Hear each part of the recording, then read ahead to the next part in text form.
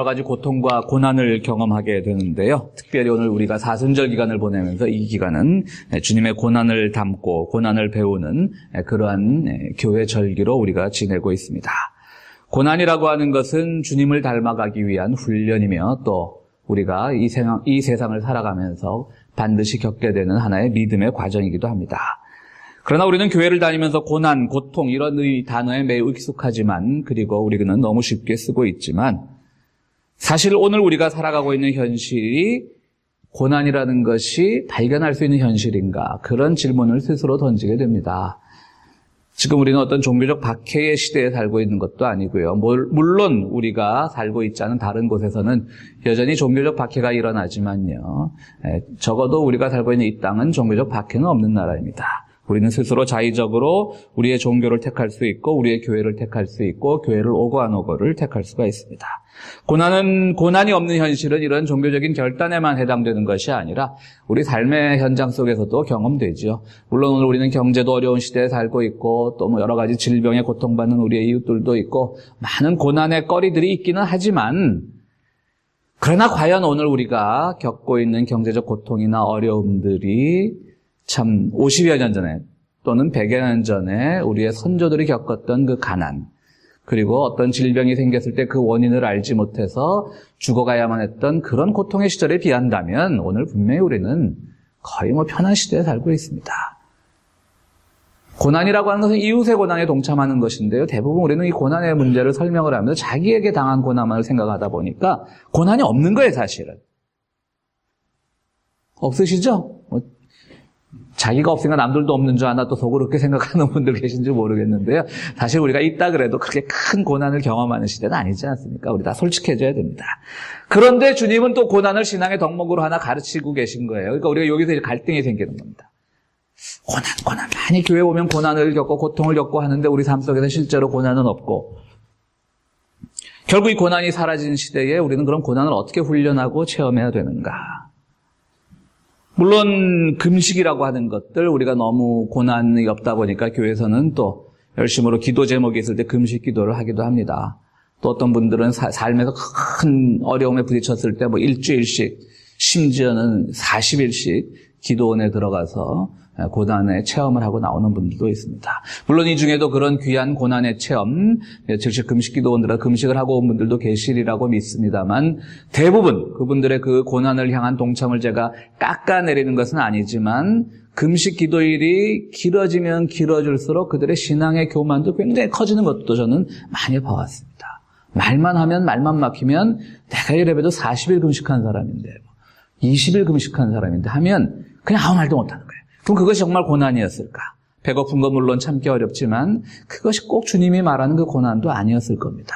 그래서 이사야 선지자를 통해서 주님께서 말씀하시지 않습니까? 내가 기뻐하는 금식은 그냥 아무런 의미 없이 쫄쫄 굶는 게 아니라 묶인 사람들을 풀어주고 가난한 사람들과 함께하고 그들의 목소리에 귀 기울여주는 것이 진정한 금식이지 그냥 대책 없이 굶는 것은 아니라고 엄격하게 잘라 말하고 계십니다. 물론 오늘 기독교의 금식 전통을 이어받아서 우리 김용호 장로님이 속한 이 민족학교를 비롯한 여러 가지 시민단체에서도 몇 개를 금식을 하고 함께 이민개혁을 위해서 기도하고 때로는 또 월드비전 같은 그런 구호단체에서는 몇 개를 금식해서 그 돈을 모아서 식사 비용으로 자기가 얼마를 책정을 해서 그 구호단체에 기부도 하고 그런 것들도 참 좋은 금식 중에 하나겠죠. 그러나 어쨌든 그것을 우리가 단지 며칠 우리 스스로 자의적으로 굶는 것이지 또 없어서 굶는 것은 아니기 때문에 고난이라고 하기는 어려운 겁니다. 자, 이렇게 이제 우리는 고난이 없는 시대에 그런 고난을 체험을 해야 되는데요. 일부러 우리 몸에 중세 교회 수도자들처럼 채찍질을 할 수도 없는 노릇이고 일부러 우리가 뜨거운 불의를 걸어갈 수도 없는 노릇이고 과연 고난은 어디에 있는가? 우리는 이런 질문을 던지게 됩니다. 특별히 고난을 잘못 받아들이면 넘어지기가 쉽고 실족하기가 쉽습니다. 어떤 분들은 자발적 고난, 그러니까 좀 말은 굉장히 멋있어 보이지만요.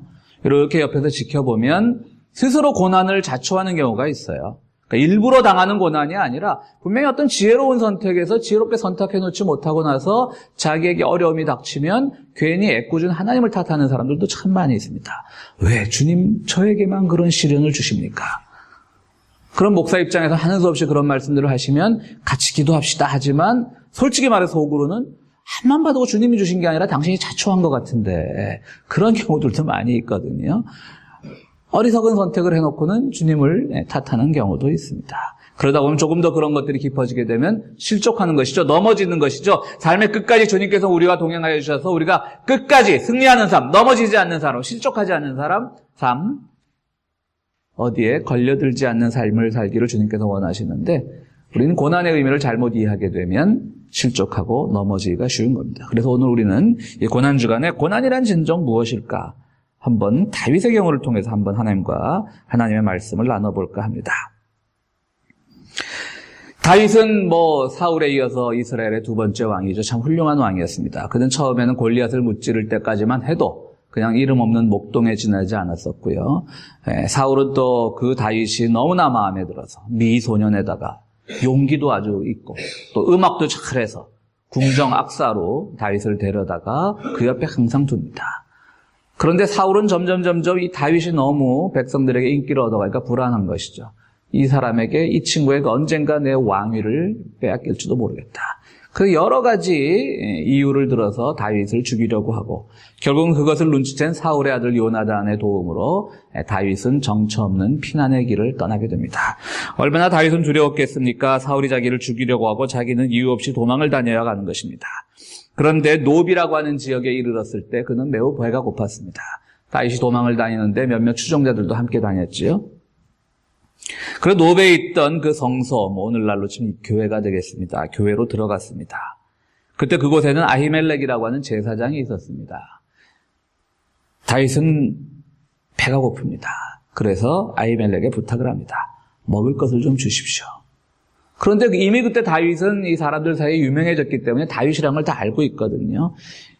그러면 사울과의 갈등도 어느 정도 알고 있기 때문에 자기가 지금 먹을 것을 달라고 해도 굉장히 불안한 거예요. 이 아히멜렉이 정보기관에 고발이라도 하면 어떻게 될까? 그래서 다윗은 아주 거기서 적당하게 거짓말을 둘러댑니다. 내가 지금 임금님의 명령을 듣고 비밀 업무를 수행 중입니다. 근데 지금 우리 대원들과 함께 먹을 것이 없습니다. 이건 누가 들어도 거짓말입니다. 그죠? 왕의 직속 명령을 받고 비밀 업무를 수행 중인 그 첩보 요원에게 먹을 것이 지급되지 않는다라고 하는 것은 누가 들어도 그건 거짓말이라는 걸 아는 것이죠. 그런데 다윗은 이렇게 그냥 거짓말을 합니다. 너무 배가 고프니까. 그렇다고 자기는 지금 쫓긴다라고 말하기는 좀 그렇고요. 근데 아히멜렉은 여기서 갈등이 생겼습니다. 지금 먹을 것이라고는 없습니다. 교회에 뭐 먹을 것이 있겠습니까? 그런데 마침 율법에 따라 제단에 바쳐졌던 그 빵이 있었습니다. 줄 거라면 그것밖에 없습니다. 그런데 율법에 따르면 그 제사장의 그 제단에 바쳐진 떡은 나머지는 제사장만 먹을 수 있는 겁니다. 우리도 성찬식 할 때 그 성찬식 남은 빵과 포도주 그거에 대해서 처리에 대해서 늘 고민하지 않습니까? 함부로 거룩한 것에 쓰인 것인데 함부로 다 남았다고 버리기도 그렇고요. 또 아무나 다 먹기도 그렇고요. 똑같은 고민이 그 시대도 있었던 거죠. 근데 아히멜렉은 여기서 아주 큰 결정을 합니다. 그러면서 어쨌든 그 빵을 주려고 합니다. 그 떡을 주려고 합니다. 그러면서 그냥 당신이 정말 당신과 당신의 부하들이 다윗에게 지난 며칠 동안 정결하게 지냈느냐? 아주 가장 간단한 규정만을 제시하는 것이죠. 너 제사장이냐? 너 신학교 나와있냐? 이런 거 물어보지 않습니다. 너 지난 며칠 동안 너와 네 부하들이 정결하게 지냈느냐? 그거 누구도 자기가 지금 비밀 업무 수행 중이라고 말한 다윗이 정결하게 지낸지 안 지낸지 모르겠지만 그러나 그것도 거짓말하면 얼마든지 할 수 있겠죠. 아히멜렉도 알았을 겁니다. 내가 주려고 하는 거니까 적당히 대답해라. 그러고 먹습니다. 그래서 허기를 달래죠. 율법을 어긴 겁니다. 제단에 바쳐진 떡을 제사장이 아닌 다윗과 그의 부하들이 먹었습니다. 아히멜렉이 왜 그걸 몰랐겠습니까? 그리고 이제 떠나면서 비밀 업무를 수행한다고 거짓말한 다윗은 무기조차 없으니까 무기라도 하나 있으면 주십시오라고 하니까 마침 그때 다윗이 그 옛날 물리쳤던 골리앗의 창이 그 성소에 보관이 되어 있었던 겁니다. 그러니까 또 아히멜렉이 그에게 넘겨줍니다. 가져가라. 그건 당신이 가질 권리가 있다. 당신이 무찔렀던 적이 아니냐. 그리고 그것을 가지고 다윗은 도망을 칩니다. 그때 옆에 도액이라고 하는 사람이 그것을 숨어 듣고 있었습니다. 이 사람은 그것을 사울에게 밀고 합니다. 당신에게 쫓겨가던 다윗이 아히멜렉의 도움으로 먹을 것도 해결을 했고 무기도 보충을 해서 도망을 갔습니다. 오늘 읽은 본 말씀 바로 그 부분입니다. 사울은 화가 나서 아히멜렉에게 따졌고 아히멜렉은 자기는 잘못이 없다라고 하고, 그리고 사울이 화가 나서 아히멜렉뿐 아니라 거기 그 지역에 있던 모든 제사장들을 다 죽이게 되고요. 심지어는 높 지역 주민들까지 다 살해했다라고 하는 그런 비극적인 얘기가 오늘 본문의 내용입니다. 참 고난을 많은 사람들이 당했습니다. 높 지역 주민들도 당했고 아히멜렉도 당했습니다. 첫 번째 고난의 모습은 제사장 아히멜렉이 당한 고난입니다. 분명히 그는 율법을 어겼습니다. 다윗이 거짓말할 건 알았을 겁니다. 그는 정치적으로 다윗의 편일 수도 있고 아닐 수도 있습니다. 하지만 아히멜렉은 다만 그 거룩한 성소에 찾아온 배고픈 다윗을 외면할 수 없었을 뿐입니다.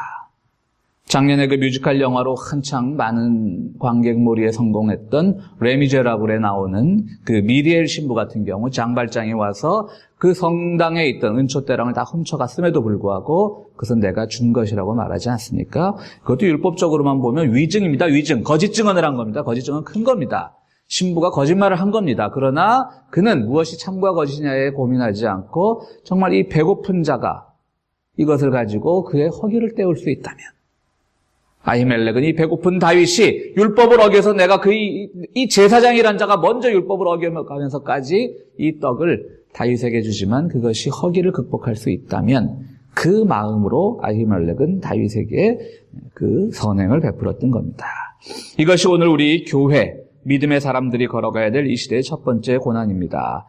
교회는 바로 이런 고난에 동참할 수 있어야 됩니다. 진정으로 고난이란 내가 믿고 있는 것이 간혹 그것이 진리의 말씀에 좀 벗어난다 할지라도 정말 우리의 이웃의 배고픈 자, 때로는 정의를 수행하다가 억눌린 자, 고통받는 자가 있다면 그 고난에 동참할 수 있는 교회가 되어야 됩니다. 그것이 오늘 우리에게 주시는 진정한 고난의 의미입니다. 물론 이것이 왜 고난이라고 말하냐? 왜? 내가 믿고 있는 것을 당분간 잠시 유보해야 됩니다. 어겨야 됩니다. 우리는 얼마나 말씀 중심이라고 하는 우리의 절대절명의 신학적 주제를 가지고 살아갑니까? 그것은 말씀 중심으로 우리가, 오직 은혜 중심으로 구원을 받는다는 건 정말 우리가 포기해서는 안 되는 아주 중요한 교리이고 신앙의 고백이지만, 바로 그것 때문에 누군가가 죽어가고 있다면, 그것 때문에 누군가 고통받고 있다면, 그것 때문에 누군가의 삶을 우리가 외면할 수밖에 없다면 그것은 아니라고 하는 것이죠. 오늘 교회는 때로는 이웃을 위해서, 그가 믿는 사람이건 믿지 않는 사람이건, 내가 그들에게 베풀었을 때 그가 이 기독교 공동체에 들어와서 신앙을 고백하건 안 되건 그것이 중요한 것이 아니라 바로 그들을 향해서 우리의 모든 것을 나눌 수 있는 그런 공동체가 될 때, 이것이 주님께서 현대해 주시는, 고난 없는 시대에 살고 있는 우리들에게 주시는 진정한 고난의 의미인 겁니다. 결코 이런 고난은 어떤 결과나 그것으로 인한 대가를 바라는 고난이 아닙니다. 그냥 대가를 바라지 않는 희생입니다. 어쩌면 교회가 그러한 것들을 했을 때 왜 저 교회는 율법을 어기느냐, 저 교회는 왜 교리를 어기느냐, 그런 비난을 들을 수도 있습니다. 그러나 그것 자체를 통해서 우리는 어떤 대가를 바라는 것이 아니라 바로 우리가 이웃을 위해서 함께 고난에 동참할 수 있다는 것, 이웃에 훼손당하는 그런 모든 권리에 대해서 우리가 함께 기도하고 그들의 편에 설 수 있다는 것, 그것만이라도 큰 축복인 겁니다. 더 이상의 대가가 뭐 필요하겠습니까? 1938년에 그 스위스와 독일의 국경에 있던 어떤 조그만 마을에 파출소장이 파울 그리닝거라고 하는 사람이 파출소장이었습니다.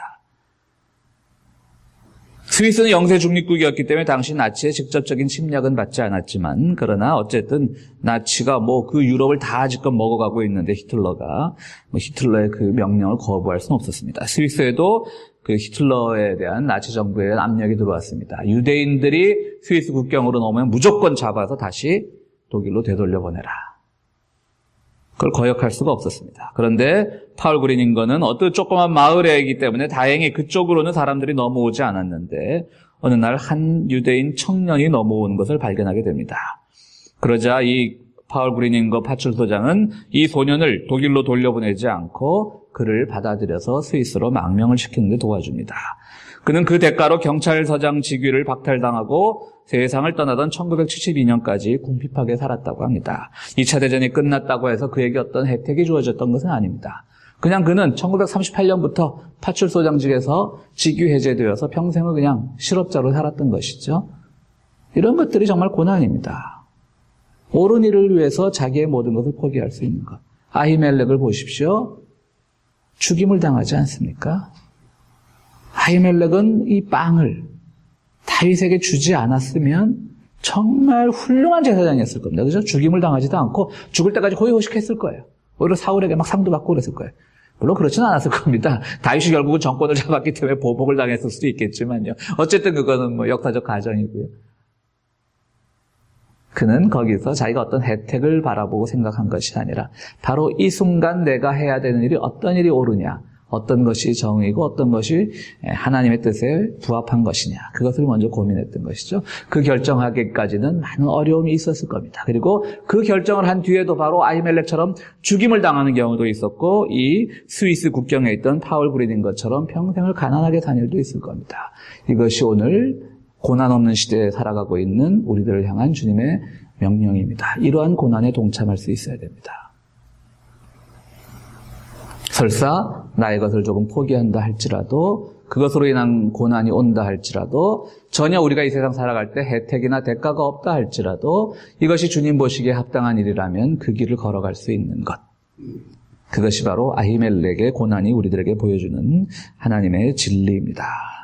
오늘 우리 한국 사회도 마찬가지입니다. 여러 가지 문제들도 있고 여러 가지 정말 어려운 일들도 있는데 다들 자기가 당할 고난, 자기에게 올 그 피해가 두려워서 진리를 외면하고 그러지 그냥 슬쩍슬쩍 나만 입 다물고 있으면 잘 살아갈 수 있는데 라고 하는 그런 것들이 팽배해 있는 것 같습니다. 참으로 우리가 여러 가지 독재에 시달리던 1970년대는 무엇이 옳고 무엇이 그르고가 너무나 선명하던 시대니까 모든 고난을 무릅쓰고라도 진리의 편에 서려는 용기 있는 사람들이 많았지만 지금은 소위 내부 고발자로 그러죠. 내가 안에 있는 조직이 뭔가 나쁜 일을 하고 있는데 내가 그걸 폭로를 해가지고 바로 잡고 싶은데 나만 그냥 입 콕 다물고 있으면 이 어려운 시대에, 이 직장 구하기 어려운 시대에 그냥 내 가족 잘 먹고 잘 사는 건데 누구도 아히멜렉의 길을 가려 하지 않고 누구도 파울 브리닝거의 길을 가지 않으려고 하는 겁니다. 그러고 와서 교회에 와서는 우리가 고난한다면 그 고난은 결코 주님께서 기뻐하신 고난이 아닐 겁니다. 오늘 우리는 과감하게 옳은 길을 갈 수 있는 아히멜렉의 고난을 본받는, 그러나 거기엔 결코 대가도 없고 혜택도 없을 수 있다는 것을 깨닫는 그런 고난의 동참이 필요합니다. 두 번째로는 다윗의 고난입니다. 다윗은 그 고난의 경험을 통해서 한층 더 성숙할 수 있었습니다. 그는 비록 많은 무기가 없었지만 추종자들이 있었고요. 그것 때문에 그는 하나님의 일을 할 수가 있었습니다. 그런데 여기서 한 가지 우리가 또 가정을 해볼 수가 있었습니다. 다윗도 지금 굉장히 예민해져 있는 상태입니다. 그죠? 사울에게 쫓기고 있거든요. 그리고 지금 아히멜렉의 이 교회에 숨어 들어갔어요. 성소에 숨어 들어갔어요. 먹을 것을 먹어야 돼요. 불안해요. 내가 이 먹을 것을 먹고 도망치면 분명히 이 사람이 그야말로 국가정보원에 고발을 할 수도 있다. 그죠? 이 비밀 경찰에 고발을 할 수도 있다. 그렇다면 어떤 생각을 하게 되겠습니까? 이 전쟁이라는 상황에서는 모두가 다 미쳐있는 상황이거든요. 그렇지 않으면 그럼 다윗도 거기서 이런 선택을 할 수가 있어요. 빵 실컷 얻어먹고 율법도 어겼으니 못할 게 뭐 있겠어요. 무기도 얻었으니. 자기 부하들도 있는데 분명히 아히멜렉 하나쯤은 식은 죽 먹기로 처치할 수 있었을 겁니다. 왜? 모든 것들을 조용하기 위해, 모든 증거를 인멸하기 위해서.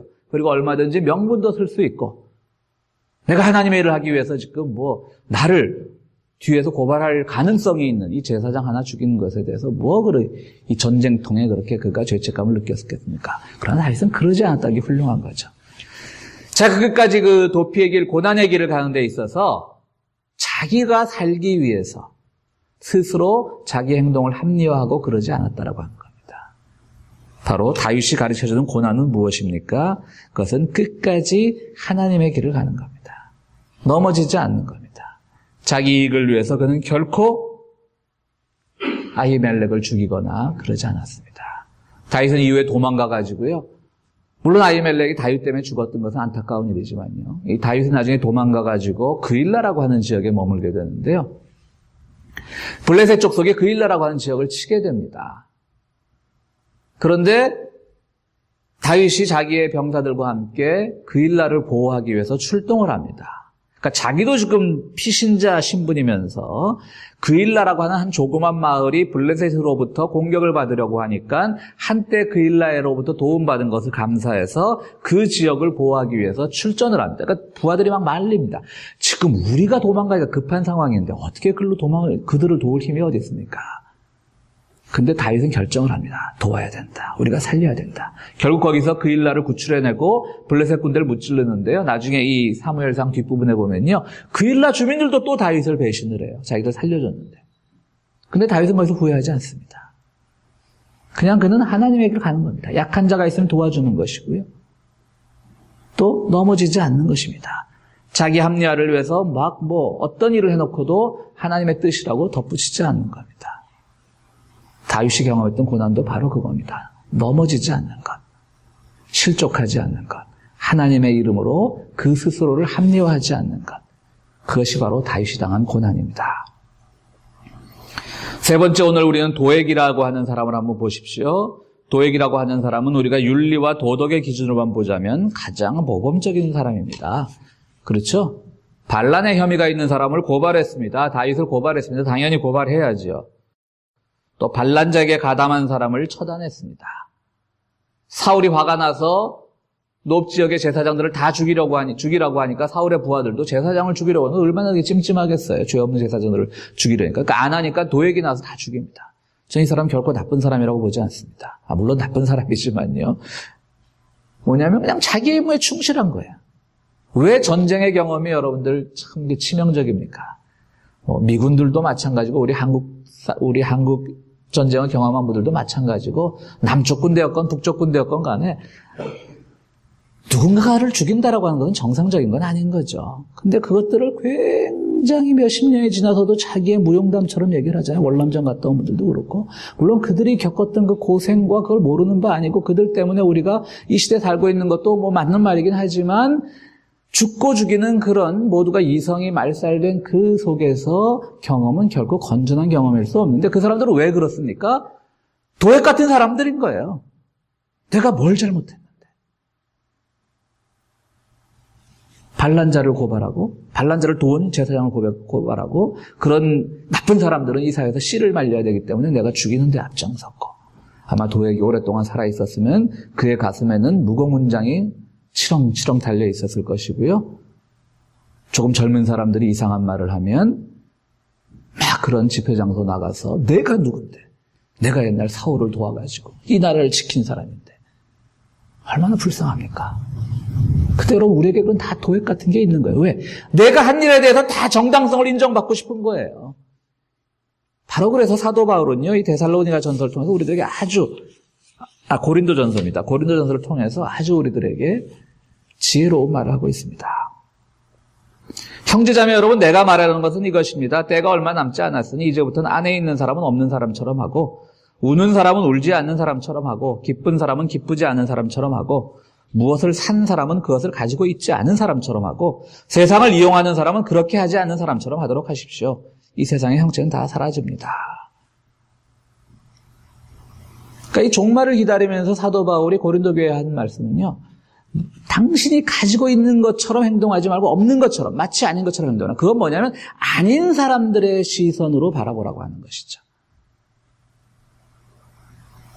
당신은 이 초대교회 안에는 때로는 결혼 안 하는 풍습도 있었어요. 왜냐하면 종말이 그때는 초대교회는 종말이 예수님이 금방 오실 줄 알았기 때문에 그까지 결혼해서 그런 풍습들이 있었어요. 그러니까 죄송합니다. 그러다 보니까 서로 아닌 것처럼 하라고 하는 것이죠. 상대방의 시선으로 보라고 하는 겁니다. 우는 사람은 분명히 뭔가 슬픈 일에서 우는 사람일 겁니다. 그러나 나의 눈물을 보이지 말고 울지 않는 사람처럼 하고 기쁜 사람은 뭔가 기쁜 일이 있을 텐데 또 그 춤을 우리가 조금만 돌아보면 내가 막 기뻐서 하하 웃을 때 뭔가 슬픔이 있는 사람이 있는데요. 그런 사람들을 생각하면서 나의 기쁨도 절제할 수 있어야 되는 거죠. 기쁘지 않은 사람처럼 하고. 그건 뭐냐면 다른 사람의 시선으로 한번 세상을 바라보라고 하는 겁니다. 도액은 물론 나쁜 사람이었지만 그의 가장 큰 실수는 바로 다른 사람의 시선을 통해서 보는 법을 잃어버렸다고 하는 겁니다. 내가 보는 것이 옳은 거지만 다른 사람의 시선으로 세상을 바라보는 것은 오늘 우리에게 주는 또 다른 고난입니다.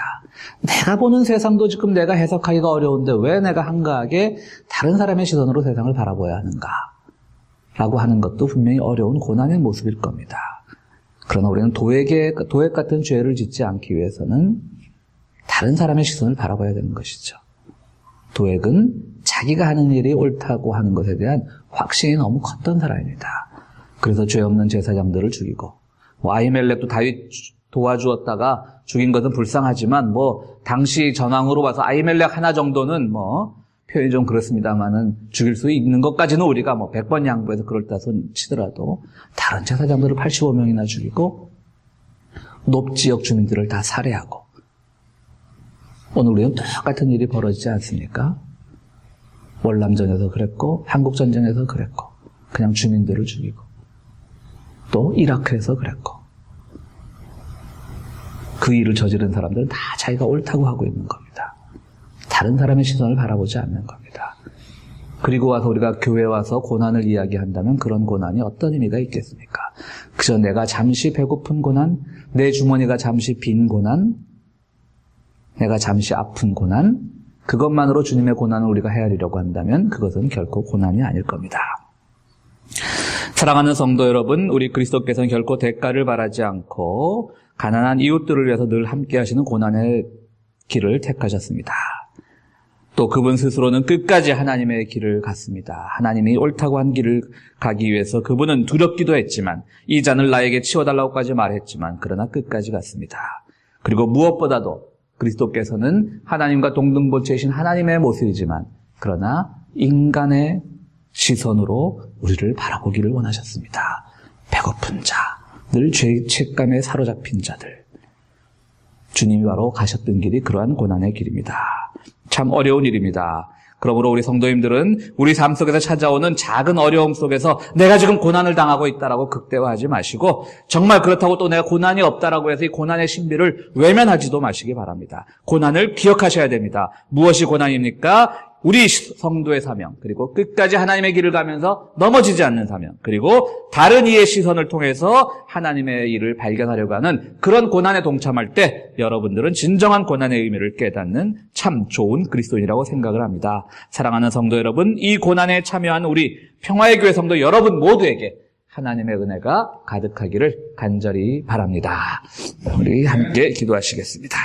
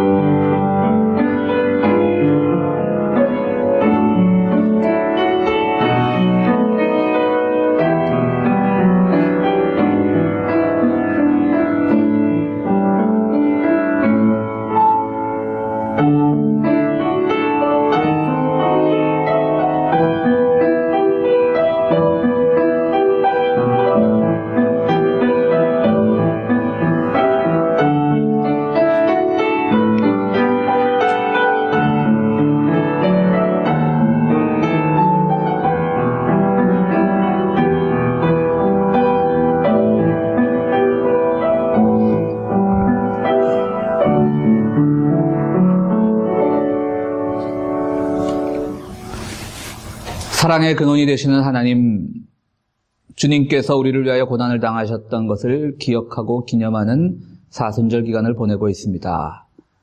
그러나 주님, 우리의 삶을 돌이켜보면 참 너무나 편안한 삶을 우리는 살아가고 있습니다. 어렵긴 하지만 줄이지는 않고, 아프기는 하지만 중병은 아니고,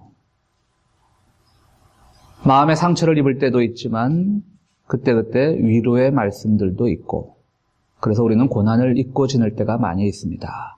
그러나 고난은 주님께서 우리에게 가르쳐 주신 가장 소중한 신앙의 덕목이라는 것을 압니다. 주님, 정말 진정한 고난의 의미가 무엇인지 그 길 따라 삶으로써 주님의 고난에 동참하는 이 기간이 될 수 있도록 주여 도와주시옵소서. 이 시간 주님 앞에 귀한 예물을 드립니다.